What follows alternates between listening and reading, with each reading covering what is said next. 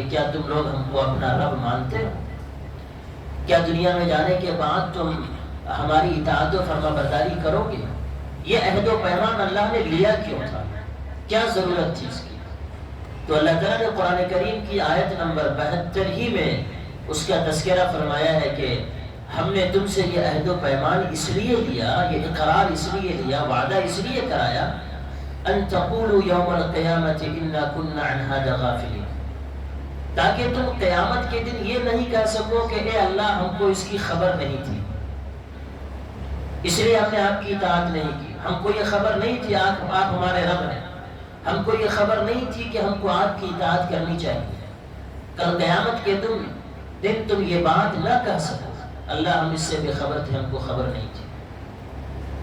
جب نافرمانی پر اللہ جو ہے مواخذہ کریں تو اس وقت تم یہ بات نہ کہہ سکو، بلکہ جب اللہ تعالیٰ نے یہ اقرار لے لیا کہ میں تمہارا رب ہوں اور سب نے کہا ہاں آپ ہمارے رب ہیں، دنیا میں جانے کے بعد آپ کی اطاعت کریں گے، تو اس عہد و پیمان کی وجہ سے، اس اقرار کی وجہ سے ایک ایسی بنیاد ہر ایک کے اندر ڈال دی گئی تھی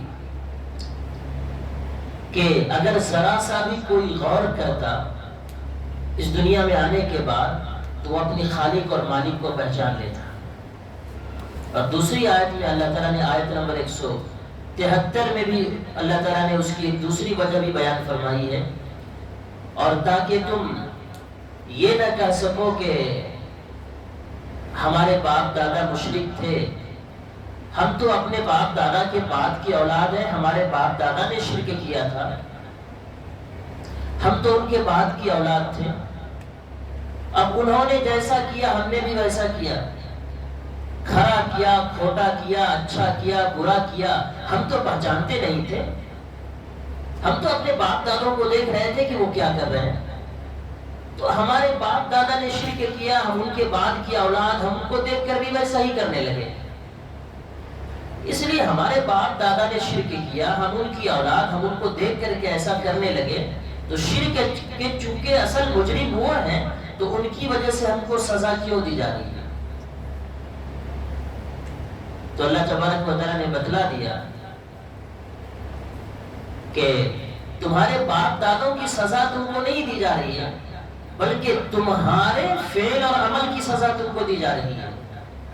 تم سب نے اقرار کیا تھا وہاں پر کہ اللہ ہمارے رب ہیں، ذرا سا بھی اگر تم غور و فکر کرتے، اس لیے کہ اس عہد و پیمان کی وجہ سے اللہ کو رب تسلیم کرنے کی ایسی بنیاد ہر ایک کے دل کے اندر پڑ گئی تھی کہ دنیا میں آنے کے بعد ذرا سا غور کرتا تو پہچان لیتا کہ ہمارا مالک اور خالق کون ہے، اچھا کیا ہے، غلط کیا ہے، حرام کیا ہے اور جائز اور ناجائز چیزیں کیا ہے، حلال کیا ہے، سب کو پہچان لیتا۔ اس لیے اللہ تعالیٰ نے یہ عہد و پیمان لیا تھا تاکہ کل قیامت کے دن کوئی عذر نہ کر سکے، کسی کو بہانہ نہیں ملے گا قیامت کے دن، کوئی یہ بہانہ نہیں کر سکتا کہ اللہ ہم کو خبر نہیں تھی اس لیے ہم نے ایسا نہیں کیا۔ عقل سلیم اللہ نے انسانوں کو دیا ہے،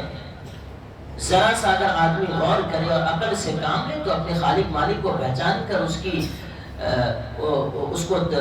کی اطاعت اور عبادت پر آدمی لگ جائے، تو اس لیے اللہ نے یہ عہد و پیمان دیا۔ اور پھر آگے اللہ نے آیت نمبر 174 میں فرمایا وَكَذَلِكَ نُفَصِّلُ الْآيَاتِ وَلَعَلَّهُمْ يَرْجِعُونَ، اور اسی طرح ہم نشانیوں کو تفصیل سے بیان کرتے ہیں تاکہ لوگ حق کی طرف پلٹ آئیں۔ اللہ تبارک و تعالیٰ اپنی نشانیوں کو، اپنے احکام کو اس طرح سے کھول کھول کر بیان کرتا ہے تاکہ جو لوگ حق سے ہٹے ہوئے ہیں وہ حق کی طرف آ جائیں۔ اور پھر آگے آیت نمبر 75 میں بھی اللہ تبارک و تعالیٰ نے جو آج کے درس، جو یہاں سے آج کا درس شروع ہو رہا ہے، اللہ تعالیٰ نے بنی اسرائیل کے ایک عبرتناک واقعے کا تذکرہ فرمایا ہے۔ اللہ تعالیٰ فرماتے ہیں اعوذ باللہ من الشیطان الرجیم بسم اللہ الرحمن الرحیم وَاتْلُ عَلَيْهِمْ نَبَأَ الَّذِي آتَيْنَاهُ آيَاتِنَا فَانْسَلَخَ مِنْهَا فأتبعه الشيطان فكان من الغاوين۔ اور اے رسول ان کو اس شخص کا واقعہ پڑھ کر سناؤ جس کو ہم نے اپنی آیتیں عطا فرمائی تھی، یعنی اپنے احکام کا علم عطا فرمایا تھا۔ اس شخص کا واقعہ اپنی قوم کو پڑھ کر سنائیے، مگر وہ ان کو بالکل ہی چھوڑ نکلا۔ وہ شخص جس کو ہم نے اپنے احکام کا علم دیا تھا، اس نے ہمارے احکام کو بالکل ہی چھوڑ دیا۔ پھر شیطان اس کے پیچھے لگا، جس کا نتیجہ یہ ہوا کہ وہ گمراہ لوگوں میں شامل ہو گئے۔ رسول اللہ صلی اللہ علیہ وسلم کو ایک خاص شخص کا واقعہ پڑھ کر اپنی قوم کو سنانے کا اللہ تبارک و تعالیٰ حکم فرمائے۔ یہ کون شخص ہے اور واقعہ کیا ہے؟ قرآن کریم کی اس آیت میں اس شخص کا تذکرہ موجود نہیں ہے، اس کا نام بھی موجود نہیں ہے کہ یہ کون شخص تھا۔ اس لیے قرآن کریم کی اس آیت کی تفسیر میں صحابہ اور تابعین میں سے جو مفسرین گزرے ہیں ان کی مختلف رائے ہیں، لیکن سب سے زیادہ مشہور اور جس رائے پر، جس روایت پر اکثر مفسرین کا اعتماد رہا ہے،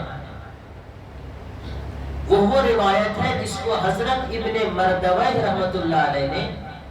حضرت عبداللہ ابن عباس رضی اللہ تعالیٰ عنہ سے نقل کیا ہے۔ تفصیل اس کی یہ ہے کہ فلسطین کے علاقے میں بیت المقدس شہر کے کنارے کنعان کا علاقہ ہے، وہاں پر، اور حضرت مولانا مفتی تقی عثمانی صاحب مقدس اللہ العالی نے لکھا ہے کہ فلسطین کے علاقے موآب میں ایک بڑا عبادت گزار شخص تھا، اور اس کے بارے میں یہ مشہور تھا کہ اس کی تمام دعائیں قبول ہوتی ہیں۔ اس کا نام بلعم بن باعور تھا۔ فرعون کے غرق ہونے کے بعد اور مصر کو فتح کر لینے کے بعد یہ شخص جس علاقے میں رہتا تھا وہاں بت پرستوں کا قبضہ تھا۔ فرعون کے غرق ہونے کے بعد اور مصر فتح کر لینے کے بعد حضرت موسیٰ علیہ السلام نے اس علاقے پر حملہ کرنے کا ارادہ کیا۔ حضرت موسیٰ علیہ السلام جب اپنا لشکر لے کر موآب علاقے کے گیٹ تک پہنچے تو اس علاقے کا بادشاہ اور وہاں کے لوگ بلعم بن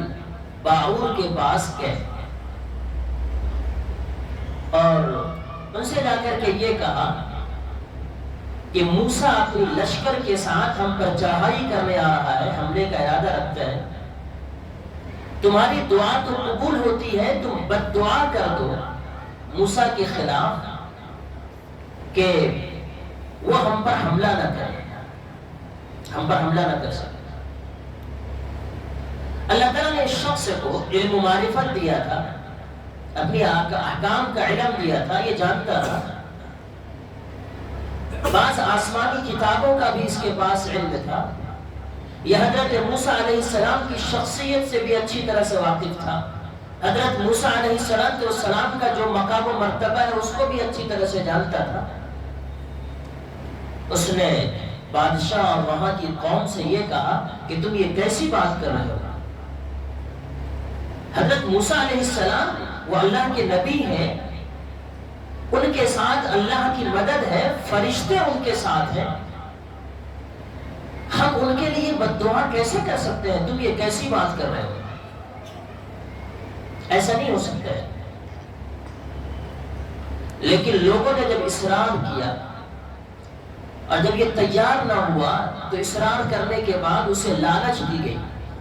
اور ایک بڑا سا تحفہ اور ہدیہ اس کو پیش کیا گیا کہ یہ قبول کرو، رشوت اسے دی گئی اور بد دعا کر دو۔ اس ہدیے اور تحفے کو دیکھ کر اس میں لالچ پیدا ہوئی، اور اس کے پاس جو علم و معرفت تھی، اس کے اس علم و معرفت کے اوپر اس فاسد دنیا کا اغراض غالب آ گیا، دنیا کا میلان اس کی طرف ہو گیا، یہ لالچ میں آ گیا، اور اس نے وہ رشوت قبول کر کے، اور اس کی بیوی نے بھی یہ کہا کہ دیکھو مال اتنا آیا ہوا ہے، قبول کر لو اور بد دعا کر دو، کیا جاتا ہے۔ چنانچہ بادشاہ کے اصرار اور ہدیے کو دیکھ کر دنیا کی حرص و لالچ اور بیوی کی رضا جوئی اور بیوی کو خوش کرنے کے لیے اس نے حضرت موسیٰ علیہ السلام اور بنی اسرائیل کے لیے بد دعا کے لیے ہاتھ اٹھایا۔ جب اس نے بد دعا کرنا شروع کیا تو حضرت موسیٰ اور بنی اسرائیل کے لیے بد دعا کے جو کلمات اور الفاظ یہ اپنی زبان سے کہنا چاہ رہا تھا، تو وہاں بد دعا کے بجائے دعا کے الفاظ نکلنے لگے حضرت موسیٰ علیہ السلام اور بنی اسرائیل کے حق میں۔ جب بادشاہ اور وہاں کے اور قوم نے دیکھا تو وہ چلا اٹھے، یہ تمہیں کیا ہو گیا ہے؟ ہم نے تو کہا کہ موسیٰ اور بنی اسرائیل کے خلاف بد دعا کرو، لیکن تم تو اس کے لیے دعا کرتے جا رہے ہو، اور وہاں کی قوم اور بادشاہ کے لیے ان کی زبان سے بد دعا نکلنے لگی، یہ کیا ہو گیا؟ ہم نے کہا کہ ہمارے لیے دعا کرو، موسیٰ کے لیے بد دعا، لیکن تمہاری زبان سے تو ہمارے خلاف بد دعا کے الفاظ نکل رہے اور موسیٰ کے حق میں دعا کے الفاظ نکل رہے ہیں، یہ کیا کر رہے ہو تم؟ اس نے کہا کہ میری زبان نہیں چلتی، یہ چیز میرے اختیار میں نہیں ہے، میرے اختیار سے باہر ہے، میں تو تمہارے لیے دعا کے الفاظ نکالنا چاہ رہا ہوں، لیکن میں بے بس ہوں، میری زبان سے بد دعائی کے الفاظ نکل رہے ہیں تمہارے بارے میں، اور موسیٰ کے لیے دعا کے الفاظ میرے اختیار سے باہر، مجھے سمجھ میں نہیں آ رہا ہے کہ مجھے کیا کرنا چاہیے۔ بہرحال یہ واقعہ پیش آیا، اور اللہ تبارک و تعالیٰ نے چونکہ اسے علم و معرفت دیا تھا، اس کو اس کا استعمال کرنا چاہیے، اس کے تقاضے پر عمل کرنا چاہیے، اللہ تبارک و تعالیٰ نے دنیا کی طرف میلان اور اس کے علم و معرفت دینے کے باوجود اپنی اطاعت نہ کرنے کی وجہ سے رشوت لے کر کے فاسد دنیا کے لیے حضرت موسیٰ علیہ السلام کے خلاف بد دعا کے لیے ہاتھ اٹھانے کی وجہ سے اللہ تعالیٰ نے اس کو یہ ذلت اور سزا دی کہ اس کی زبان باہر نکل کر اس کے سینے پر لٹک گئی۔ اس نے بادشاہ اور وہاں کی قوم کو مخاطب ہو کر کے کہا کہ دیکھو اللہ تعالیٰ نے تو ہمیشہ کے لیے ہم پر ذلت طاری کر ہی دی ہے، ہم تو ذلیل و خوار ہو ہی گئے، اور موسیٰ علیہ السلام اپنی قوم کے ساتھ تم پر حملہ کریں گے تو جیت تو انہی کی ہوگی، ہم تم کو ایک تدبیر بتلاتے ہیں، اس طرح سے تم کامیاب ہو سکتے ہو اور موسیٰ کا رخ موڑ سکتے ہو۔ وہ تدبیر یہ ہے کہ موسیٰ کے ساتھ میں جو ان کا لشکر ہے بنی اسرائیل کا، یہ اپنے علاقے سے بہت دنوں سے نکلے ہوئے ہیں، گھروں سے دور، یہ اپنی عورتوں سے دور ہیں۔ تمہارے یہاں جو خوبصورت لڑکیاں ہیں، ان لڑکیوں کو بنا سنوار کر بنی اسرائیل کے خیموں میں بھیج دو جہاں وہ ٹھہرے ہوئے ہیں، اور ان عورتوں سے یہ کہو کہ وہ بنی اسرائیل کے لوگ ان کے ساتھ جو کرنا چاہے وہ اس کو کرنے میں روکے ہیں۔ اس طرح سے موسیٰ کی قوم بنی اسرائیل بدکاری میں مبتلا ہو جائے گی، اور بدکاری کا انجام یہ ہوتا ہے کہ جو قوم بدکاری میں مبتلا ہو جاتی ہے اللہ کا قہر اور غضب اس پر نازل ہوا کرتا ہے۔ اس طرح سے اللہ کا قہر اور غضب اس پر نازل ہوگا، اللہ کی مدد نہیں اترے گی، اور تم موسیٰ علیہ السلام اور ان کی قوم بنی اسرائیل کے حملے سے محفوظ ہو جاؤ۔ چنانچہ ایسا ہی کیا، بادشاہ کے سمجھ میں یہ بات آئی کہ ہاں ایسا کرنا چاہیے، بادشاہ اس پر راضی ہو گیا۔ چنانچہ اس علاقے کی جو خوبصورت لڑکیاں تھیں اس کو بنا سنوار کر حضرت موسیٰ علیہ السلام کا جو لشکر تھا بنی اسرائیل کا، ان لشکر کے خیموں میں بھیج دیا گیا اور یہ تاکید کر دی گئی کہ وہ لوگ تمہارے ساتھ جو کرنا چاہے کرنے دینا، بالکل روکنا مت۔ وہی ہوا، یہ ان لڑکیوں کو بھیج دیا گیا اس کے خیموں میں، اور ظاہر بات ہے کہ عورت فتنہ اور مرد پھر اس کے ساتھ میں جو ہونا تھا وہ ہوا۔ بنی اسرائیل بدکاری میں مبتلا ہو گئے، حضرت موسیٰ علیہ السلام کے ساتھ جو لشکر تھا وہ لوگ بدکاری میں مبتلا ہو گئے، جس کی وجہ سے اللہ تبارک و تعالیٰ نے ان کو اپنی مدد سے محروم کر دیا، اور اس عمل بد کی وجہ سے، اس بدکاری کی وجہ سے اللہ تعالیٰ کی رحمت سے محروم ہو گئے، اللہ کی مدد سے محروم ہو گئے، اور اللہ تبارک و تعالیٰ نے ان پر یعنی بنی اسرائیل پر طاعون کا عذاب اللہ تبارک و تعالیٰ نے مسلط کر دیا، جس کے نتیجے میں ایک ہی دن میں 70,000 لوگ مر گئے، اور جو کچھ لوگ بچے تھے، سب سے پہلے اس جرم کا جو ارتکاب کیا بنی اسرائیل میں، اس لشکر میں ایک بڑا شخص تھا جو لشکر میں بڑا مانا جاتا تھا، سب سے پہلے اس نے اس چیز کی ابتدا کی، اس کے بعد دوسرے لوگوں نے۔ چنانچہ جو لوگ بچے تھے ان لوگوں نے اس پہلے اور بڑے شخص کو، جب سب سے پہلے اسے مبتلا ہوا تھا، اس کو قتل کر کے، اس عورت کو بھی اور اس کو بھی قتل کر کے برسر عام اس کو ٹانگ دیا، لٹکا دیا، تاکہ دوسروں کے لیے عبرت کا سبب بنے، اور پھر ان لوگوں نے وہاں پر توبہ کی۔ تو یہ واقعہ قرآن کریم کی اس آیت میں جو ہے اس شخص کا تذکرہ نہیں، لیکن یہ واقعہ بیان کیا ہے مفسرین نے، اور یہ قصہ بائبل میں بھی بڑی تفصیل کے ساتھ آیا ہوا ہے۔ اللہ تعالیٰ نے اس شخص کا نام یہاں پر نہیں لیا، اور حضور اکرم صلی اللہ علیہ وسلم سے اللہ تعالیٰ نے یہ فرمایا کہ اے نبی، آپ اپنی قوم کے سامنے یہ واقعہ اس کا بیان کیجیے تاکہ لوگ سبق لیں، درس لیں۔ تو سبق یہ دینا مقصود ہے اس واقعے سے کہ جس شخص کو اللہ تبارک و تعالیٰ علم عطا کرے، جسے اللہ نالج دے دین کا، اور اللہ تعالیٰ جس شخص کو اپنی عبادت کی توفیق دے دے، اس کو دوسروں کے مقابلے میں زیادہ احتیاط اور تقوی سے کام لینا چاہیے۔ اگر ایسا شخص جس کو اللہ نے نالج دیا ہے دین کا، اور وہ جانتا ہے کہ یہ صحیح ہے یہ غلط ہے، جس کو اللہ نے اپنی عبادت کی توفیق دے دی، اگر ایسا شخص اللہ تعالیٰ کے احکام کے خلاف کام کر کے ناجائز خواہشات کے پیچھے پڑ جائے، تو اس کا انجام دنیا اور آخرت دونوں جہاں میں بربادی ہوتا ہے اور برا ہوتا ہے۔ اس لیے اللہ نے اگر ہمیں نالج دیا، دین کی سمجھ دی، اور اللہ تعالیٰ نے یہ سمجھ دیا کہ یہ صحیح ہے یہ غلط ہے، یہ جائز ہے یہ ناجائز ہے، یہ حلال ہے یہ حرام ہے، اور اللہ تعالیٰ ہمیں اپنی عبادت کی توفیق دے رہا ہے، تو ہم کو ہمیشہ دوسرے لوگوں کے مقابلے میں زیادہ احتیاط، تقوی اور پرہیزگاری سے کام لینا چاہیے، اور اللہ تعالیٰ کے احکام کی خلاف ورزی کر کے دنیا کے پیچھے نہیں پڑ جانا چاہیے، ورنہ دنیا آخرت دونوں کی تباہی۔ دوسری بات یہ کہ ایسے مواقع اور مقدمات میں آگے بڑھنے سے آدمی کو احتیاط کرنا چاہیے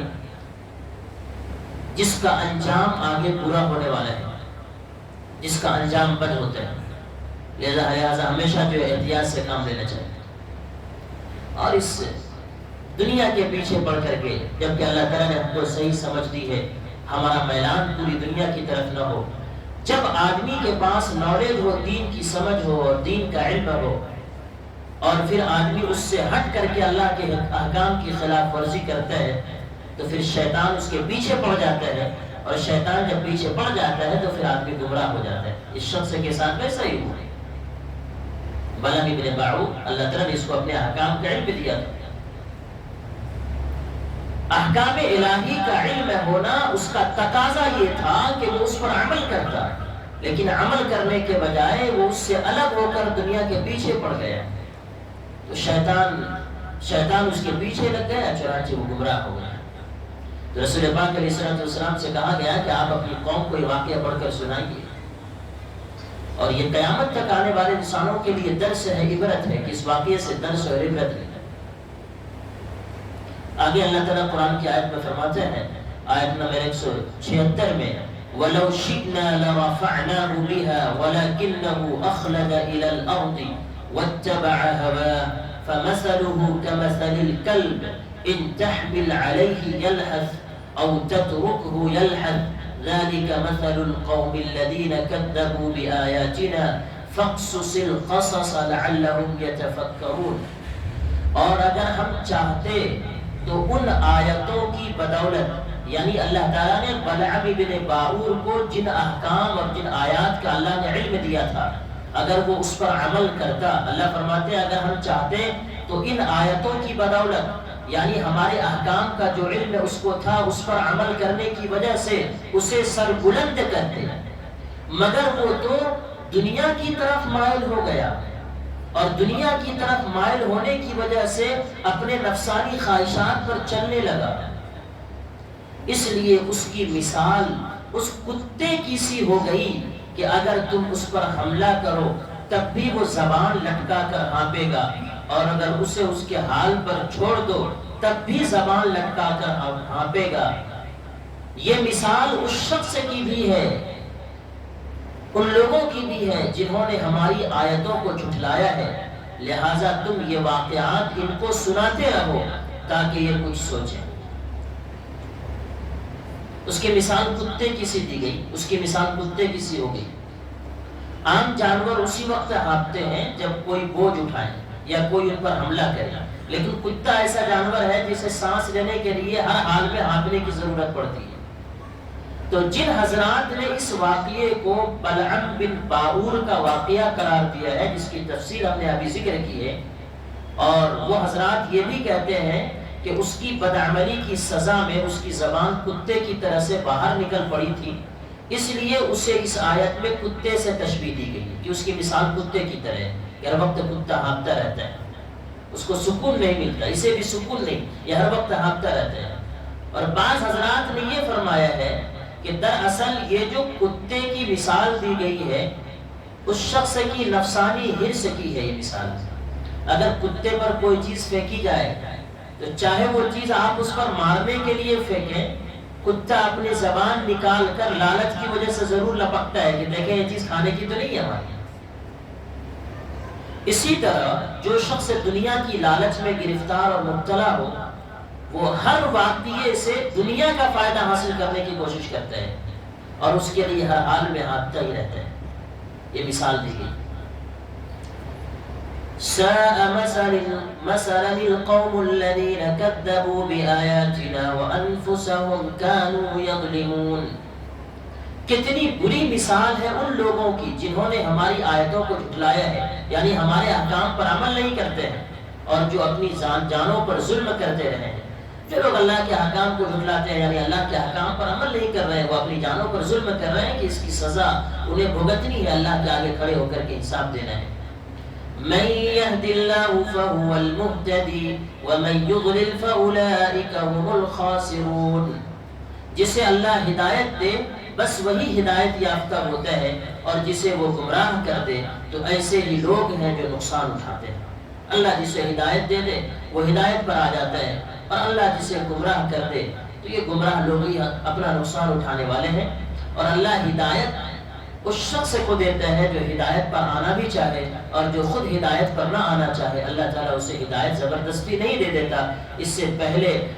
کی تفسیر میں پچھلے کئی ہفتے کے بتا چکا ہوں کہ اللہ ایسا نہیں ہے کہ ایک شخص ہدایت پر آنا ہی نہ چاہے اور زبردستی اللہ اس پر اللہ تعالیٰ اس کو ہدایت پر لے آئے۔ جو شخص جیسی کوشش کرتا ہے اللہ کی طرف سے ویسی توفیق ملتی ہے۔ ہدایت کی کوشش کرے تو اللہ ہدایت کی توفیق دیتا ہے، اور جو ہدایت پر نہ آنا چاہے، گمراہی کی طرف جانا چاہے، تو اللہ کی طرف سے فیصلے بھی اس کے گمراہی کی طرف جانے کے ہو جاتے ہیں۔ اس لیے کوشش اللہ کے احکام پر عمل کی، اپنے آپ کو صحیح رخ پر لانے کی ہر وقت کرنی چاہیے، پھر اللہ کا فیصلہ ویسا ہی ہوتا ہے۔ زبردستی ہدایت نہیں ملتی، زبردستی اللہ کسی کو گمراہ نہیں کر دیتا ہے۔ اللہ پاک عمل کی توفیق عطا فرمائے۔ سبحان اللہ و بحمدہ سبحان اللہ و اشہد ان لا الہ الا اللہ